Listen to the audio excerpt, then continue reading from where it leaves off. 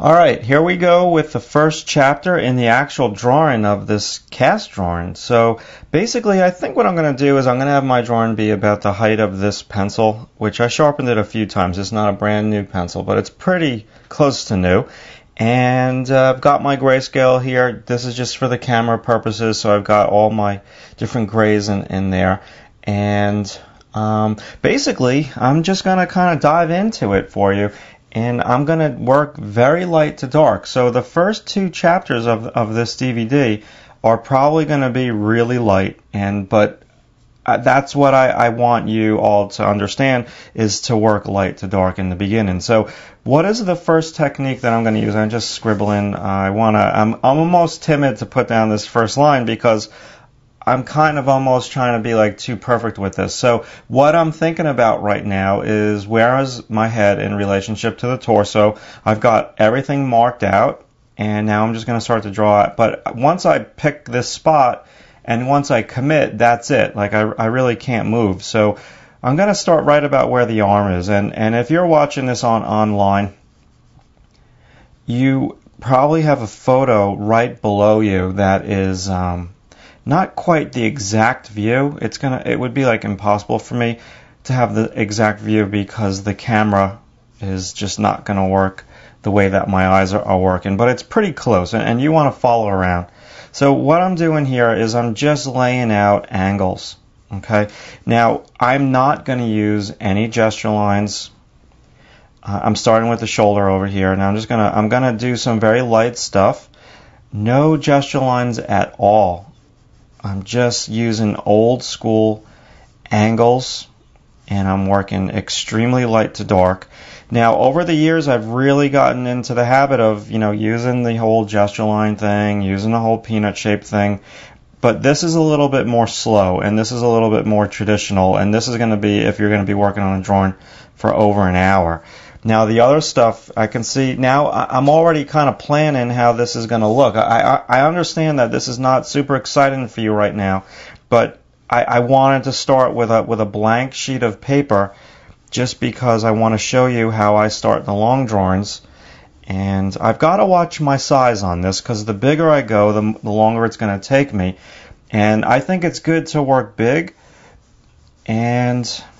but for video, I don't know how big I want to work, just because it's going to take me forever, and it would just be a whole lot of video. So I'm kind of pacing myself, and I'm kind of taking all those things into consideration. So nice and slow. Now the other thing when you work on a project like this, and again I understand right now that this is light, so I've got to watch my P's and Q's here that I don't stay too light for too long. But I just really want to kind of get this accurate. The other thing that you want to take into consideration when you're working on a project like this is what I just said. I'm trying to make this thing perfect. There's no such thing as perfect, but there's just the striving to be perfect, and I've kind of understood that as I've gotten older. I mean, you always want to just kind of strive to be perfect, but things are never going to come out the way that you envision, because your expectations are always going to be a little bit higher. So do the best that you can. I just had a pre-college class on Saturday, and we're drawing the model, which is the hardest thing in the world to do, and I was telling all the students, I'm like, listen, don't be perfect with this, just draw, okay? And I do the same thing for myself. I say, Matt, don't be perfect on the demos. It's not about you on the demos. Let your ego go and just kind of have fun. And then if you have fun and you don't worry about trying to be perfect, I'm telling you, your drawing's going to come out 10 times better. All right, so now I've got my outline. I understand that it's light. I've kind of mapped it out. That's a good height for this drawing. I don't hate it. So now what I'm going to do is I like this side of the drawing of the cast. I feel like it's easy to understand for me. So for you guys at home, I'm going to press down a little bit harder and commit slightly. So as I'm doing this, what techniques am I using here? I'm using angles. That is it. with angles, I am looking at measure lines. So I can hold my pencil straight up and down like that, almost like a painter would do with their paintbrush, and I'm pulling a line straight up from here. I'm pulling measure lines up. And I know that that is not exciting, but that is how you're going to get the likeness. And this is such a very cool technique to do as well. So I've realized that this hip needs to be out more from the shoulder. Slightly, but it needs to be out. Now, I could have put a grid behind the cast, and that would have helped me with my measurements, but I just kind of want to do it from life, and I don't want to use too many tools, because sometimes the more tools you have, the stiffer you get. So now I'm coming in, I'm using big, broad strokes, big angles, and now I'm going to come on in. This is the first life drawing that I've ever done on video. Every single drawing that I've done on video has been from a photograph or from my imagination. So I'm really curious to see how this one comes out. So, okay, this is very important now. We're 5 minutes in, 6 minutes into this video, and just so you know, I'm probably going to stop at like every 8 minutes, just because that's the optimum time for online video.